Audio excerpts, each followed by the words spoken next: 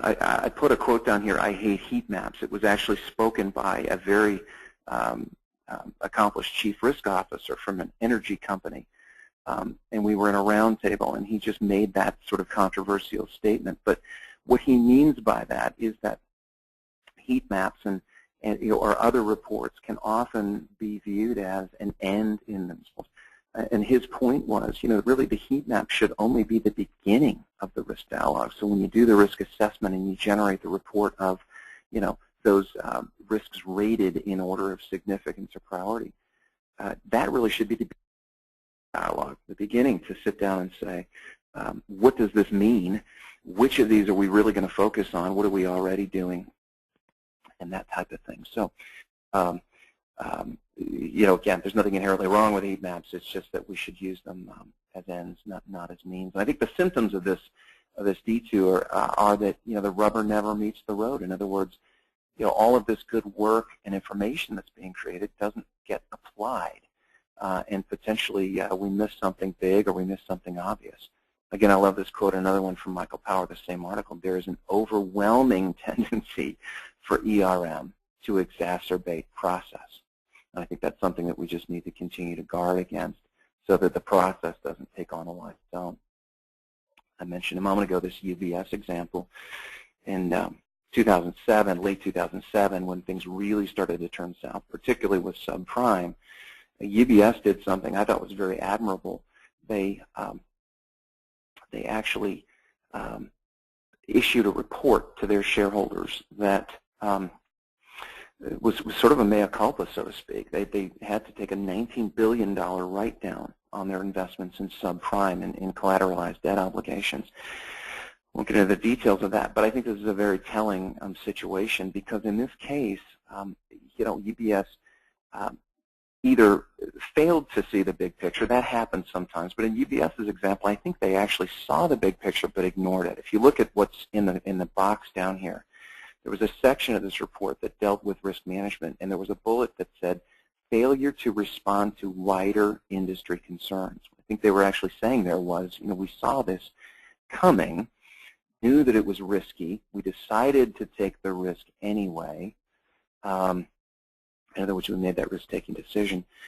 But I'll just read the last sentence of that report, or that excerpt there. For example, in March 2007, the rates business, in other words, the risk managers, gave a relatively pessimistic assessment of the subprime market to group senior management. Again, group senior management executing strategy and making those decisions. However, here's the punchline. Over this period, CDO warehouse activity continued, and the CDO desk proposed increases in limits. Again, that's not necessarily an example of failure to see the big picture, but that's another example, back to Rick's point, of how does ERM integrate, fit in with risk taking. I think we would probably look at that situation and say, risk management actually did their job in that case. However, senior management chose to take the risk anyway, and it turned out badly. Some of the other bullets in the slide are just simply some of the other observations that industry groups came up with as they were assessing what happened during the downturn. So what are some remedial ideas, for this first detour? Again, I'm just sharing ideas here. These aren't hard and fast solutions.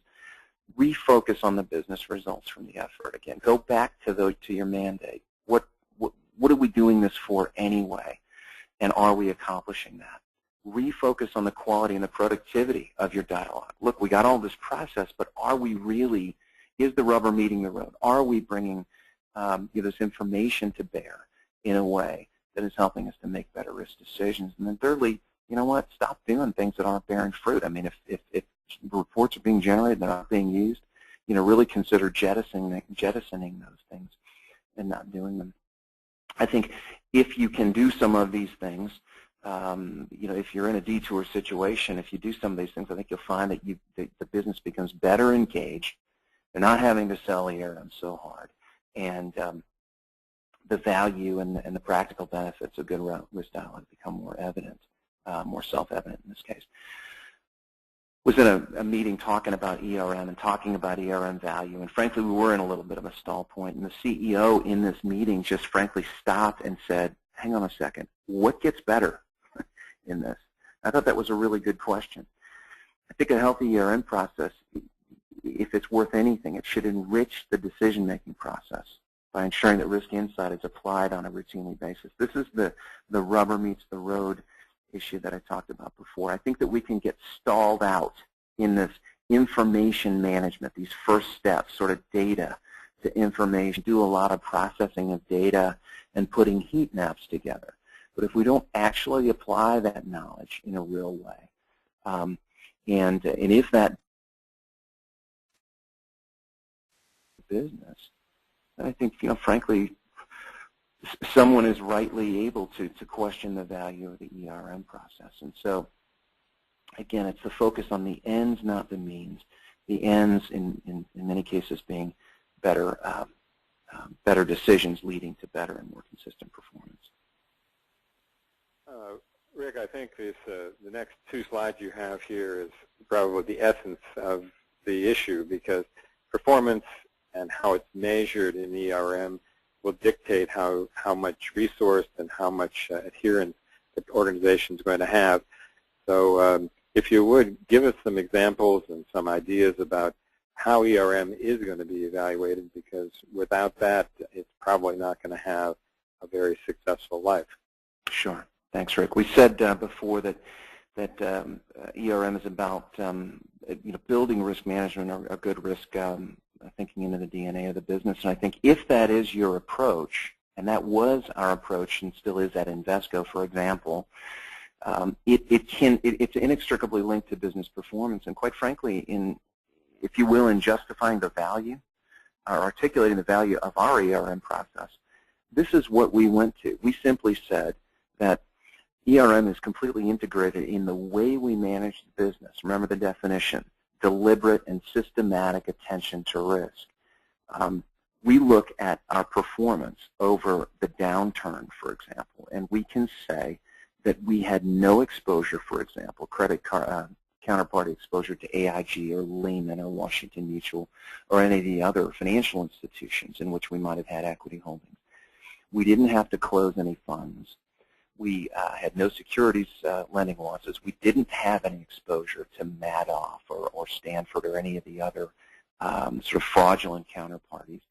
We had no significant interruptions in operations, no major sort of adverse operational surprises. And you can see these from your own perspective. But what we essentially did was we put a stake in the ground and we said our ERM program is effective because our business has performed well and consistently. Now, someone comes back at you immediately and says, okay, I see this, but how can you say some of that wasn't luck?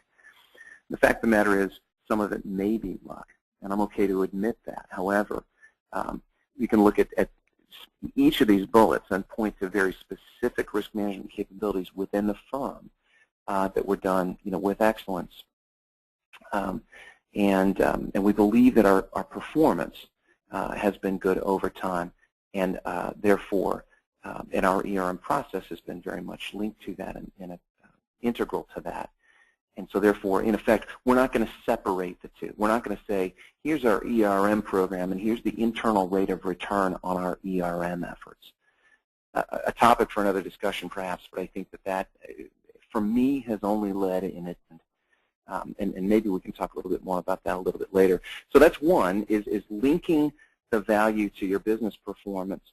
Secondly is the quality of your risk dialogue. And I put here, this was the very first iteration of the top risk dashboard that we used at Invesco. And it's very, very simple logic when you look at it.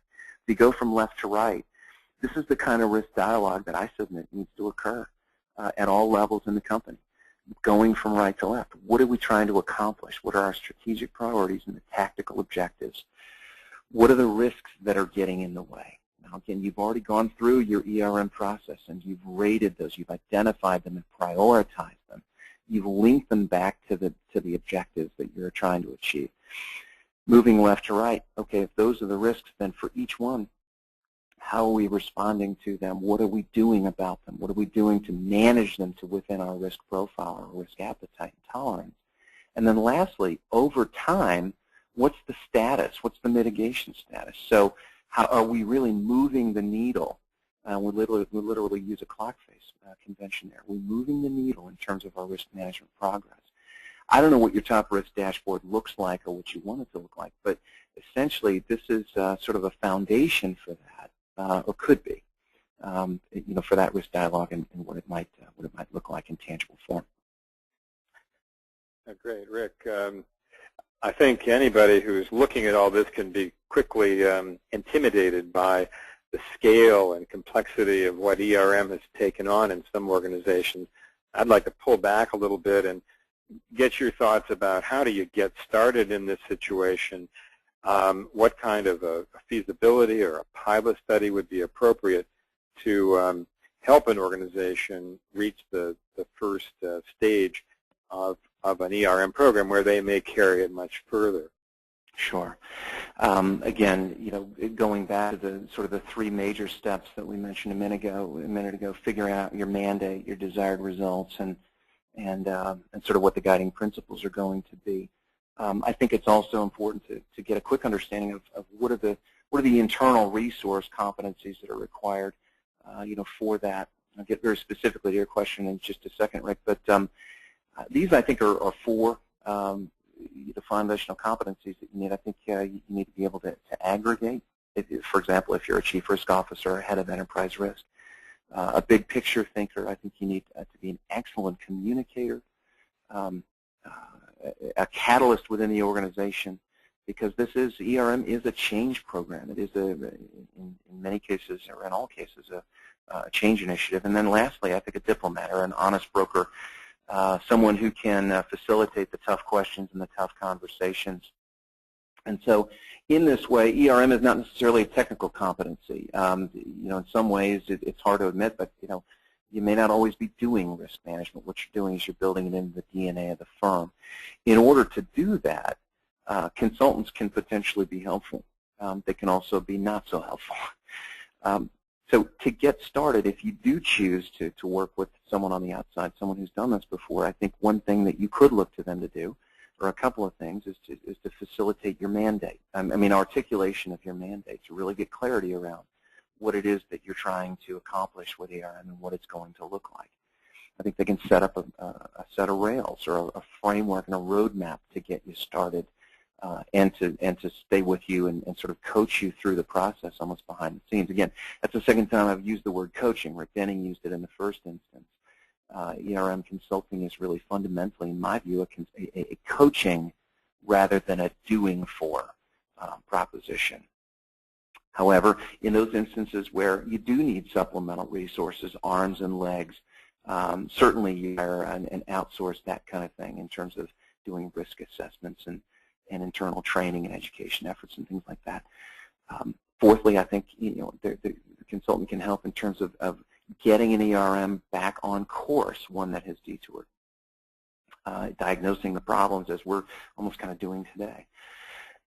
Again, things that you should be sort of wary of is any consultant that says that they can just simply come in and install an off-the-shelf program. There is far too much tailoring and customization that is required. Again, unfortunately, it is necessary to do that hard think work up front to tailor it so that it is going to be successful and it will work. I don't think consultants should be representing your firm to your constituents. I think there needs to be someone inside the organization who is truly the owner of this. Also, this is just consulting standards. Consultants shouldn't assume management responsibility for any of this. And worstly, at the end, be wary of any consultant, because there's a inherent weakness in consulting, and that is that a consultant will come in and take your watch and tell you what time it is. Just something to guard against.